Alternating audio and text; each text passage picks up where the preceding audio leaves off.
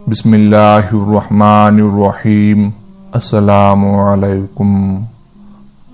خلیفہ بنتے ہی پہلے ہی دن جو سب سے اہم اور بڑا مسئلہ امیر المومنین حضرت عثمان غنی رضی اللہ تعالی عنہ کے سامنے پیش ہوا، وہ خلیفہ ثانی امیر المومنین حضرت عمر فاروق رضی اللہ تعالی عنہ کے بیٹے عبید اللہ ابن عمر کا مقدمہ تھا، جنہوں نے پہلے ہرمزان پھر جفینہ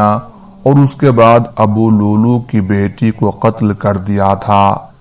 دراصل یہ تہرے قتل کا مقدمہ تھا جو کہ مسلمانوں کے لیے بڑی سخت آزمائش تھا۔ ان تینوں کے قتل کا واقعہ کچھ یوں ہے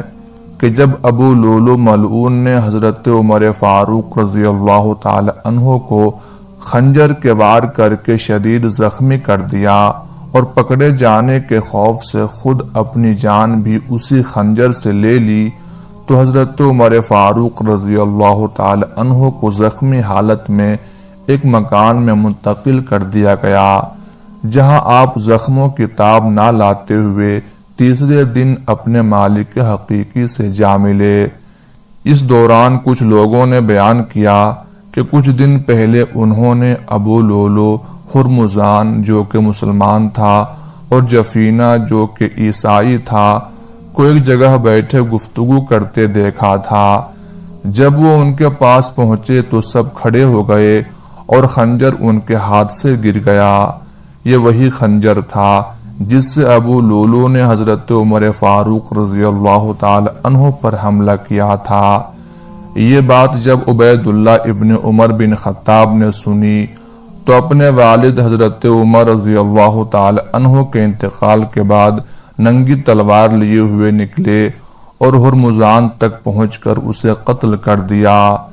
اس کے بعد وہ جفینہ کے پاس پہنچے اور اسے بھی قتل کر کے اس کی پیشانی پر تلوار کی نوک سے صلیب کا نشان بنا دیا۔ اس کے بعد آپ ابو لولو کے گھر پہنچے اور اس کی بیٹی کو بھی قتل کر ڈالا۔ یہ خبر پورے مدینہ میں آگ کی طرح پھیل گئی۔ حضرت صہیب رضی اللہ تعالی عنہ جو کہ اس وقت نماز پڑھانے پر مامور کیے گئے تھے، آپ نے فوراً مداخلت کی اور لوگوں کو بھیجا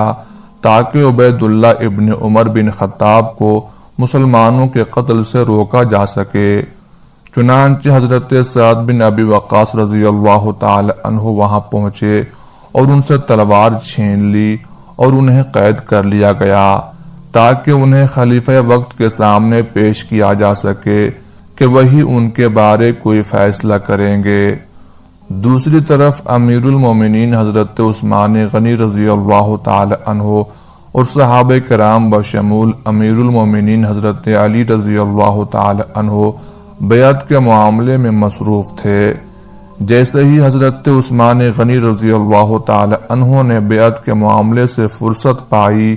تو ان صحابہ کرام کو اپنے پاس مشاورت کے لیے بلا لیا جو عبید اللہ ابن عمر کے اس عمل پر بات کرنے آئے تھے۔ در حقیقت مشاورت اس بات کے لیے تھی کہ عبید اللہ ابن عمر بن خطاب نے خود ہی انتقام لیا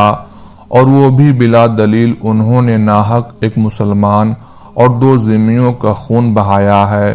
اور اب یہ قاتلوں کی لائن میں کھڑے ہیں اور اب ان کے متعلق کیا فیصلہ کیا جائے۔ دوستو، یہاں جید صحابہ کرام رضی اللہ عنہم 2 حصوں میں تقسیم ہو گئے تھے اور دونوں طبقوں نے امیر المومنین کے سامنے اپنی اپنی رائے رکھ دی تھی۔ فقہا اور اہل بصیرت نے کہ جن میں امیر المومنین حضرت علی رضی اللہ تعالی عنہ بھی شامل تھے، نے حضرت عمر رضی اللہ تعالی عنہ کے بیٹے سے قصاص لینے کا خیال ظاہر کیا، اس لیے کہ انہوں نے کھلے طور پر اللہ کے ٹھہرائے ہوئے حدود سے تجاوز کیا تھا۔ دوسری جماعت جس میں کہ صحابہ کرام رضی اللہ عنہم کی ایک کثیر تعداد شامل تھی، انہوں نے یہ کہہ کر رائے دی کہ کل عمر رضی اللہ تعالی عنہ کو شہید کیا گیا تھا تو آج کیا ان کے بیٹے کو قصاص میں مار دیا جائے۔ یہاں حضرت عمر بن عاص رضی اللہ تعالی عنہ نے حضرت عثمان غنی رضی اللہ تعالی عنہ کو رائے دی کہ اللہ نے آپ کو اس قضیہ سے بچا لیا، جو کچھ ہونا تھا ہو چکا، آپ اس میں مداخلت نہ کیجیے۔ الغرض یہ ایک انتہائی اہم اور حساس نوعیت کا معاملہ تھا جس پر خلیفہ وقت کو فیصلہ کرنا تھا۔ حضرت عثمان غنی رضی اللہ تعالی عنہ نے سب کی رائے لینے کے بعد جو فیصلہ کیا، تاریخ دانوں کا اس پر اتفاق نظر نہیں آتا، کیونکہ بعضوں کا کہنا ہے کہ آپ نے امیر المومنین حضرت علی رضی اللہ تعالی عنہ کی رائے کے موافق فیصلہ فرمایا اور قصاص کا حکم دیتے ہوئے عبید اللہ ابن عمر بن خطاب کو ہرمزان کے لڑکے کے حوالے کر دیا تھا کہ وہ ان سے اپنے باپ کے خون کا بدلہ لے لے، لیکن اس کے برعکس کثیر مورخین کا کہنا ہے کہ حضرت عثمان غنی رضی اللہ تعالی عنہ نے یہ فیصلہ کیا تھا، یعنی آپ نے حکم فرمایا، میں ہرمزان اور دوسرے مقتولین کا ولی ہوں اور میں قاتل یعنی عبید اللہ ابن عمر کو معاف کرتا ہوں اور بیت المال میں رکھے ہوئے اپنے مال سے خون بہا ادا کرتا ہوں۔ محققین کہتے ہیں حضرت عثمان غنی رضی اللہ تعالی عنہ کی طبیعت کے پیش نظر یہی خیال ان کی سیرت سے میل کھاتا ہے، کیونکہ وہ نہیں چاہتے تھے کہ ان کی خلافت کا آغاز ایک قریشی نوجوان یعنی خلیفہ ثانی حضرت عمر فاروق رضی اللہ تعالی عنہ کے بیٹے کے خون سے ہو، لیکن دوسری طرف وہ ایک مسلمان اور دو ذمیوں کے خون سے بھی چشم پوشی نہیں کر سکتے تھے، اس لیے انہوں نے ایک طرف تو عبید اللہ ابن عمر کو قتل ہونے سے بچا لیا اور دوسری طرف اپنے مال سے مقتولین کو معاوضہ بھی ادا کر کے خوش کر دیا۔ اگرچہ یہ فیصلہ آپ کے مدبرانہ سیاسی نقطۂ نظر کی عکاسی کرتا ہے، کیونکہ آپ کے اس فیصلے کی وجہ سے نہ صرف خاندان فاروق اعظم بلکہ قبیلہ فاروق اعظم بنو عدی کی دلی تسلی ہوئی، بلکہ وہ خلیفہ وقت کے ساتھ بھی جڑے رہے۔ مگر مسلمانوں کی ایک جماعت حضرت عثمان غنی کے اس فیصلے سے ناخوش تھی اور اسی جماعت میں امیر المومنین حضرت علی رضی اللہ تعالی عنہ بھی تھے۔ یہ بھی کہا جاتا ہے کہ اگر حضرت علی رضی اللہ تعالی عنہ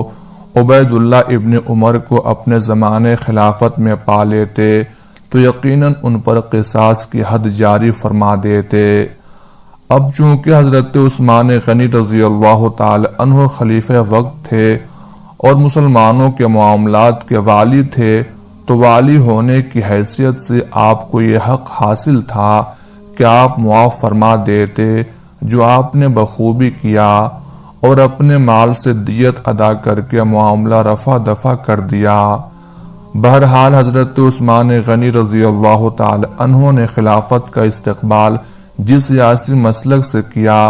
اس میں آپ کی تصویر ایک ایسے شخص کی تصویر نظر آتی ہے جو رحم دلی اور نرم طبیعت کا ہے، صلح پسند ہے اور دلوں میں بیٹھے ہوئے دشمنی کے جذبات سے بچنا چاہتا ہے، خصوصاً رنجش کے وہ جذبات جو ممتاز مہاجرین اور ان کے اولاد کے دلوں میں پنہا تھے۔ اس سیاست کا لازمی نتیجہ یہ ہونا تھا کہ کچھ لوگ خوش اور کچھ ناراض ہوں۔ یہی وجہ تھی کہ حضرت عثمان غنی کی خلافت کا آغاز ایک ایسے ماحول میں ہوا جو شکوک اور اختلافات سے گھرا ہوا تھا۔ اگر حضرت عثمان غنی رضی اللہ تعالی عنہ کی جگہ حضرت عمر فاروق رضی اللہ تعالی عنہ ہوتے اور ان کے سامنے کسی نوجوان قریشی کا مقدمہ پیش ہوتا، تو پھر وہ کیسے ہی خاندان کا فرد اور کیسے ہی باپ کا بیٹا کیوں نہ ہوتا، وہ ایک پختہ کار کی طرح اپنا فرض انجام دیتے۔ دوستو، حضرت عثمان غنی رضی اللہ تعالی عنہ نے جس طریقے سے اپنے دور خلافت کے آغاز میں پیش کیے گئے پہلے مقدمے کا فیصلہ کیا، اس میں نرمی اور نرم دلی کے نقوش ابھرے ہوئے نظر آتے ہیں۔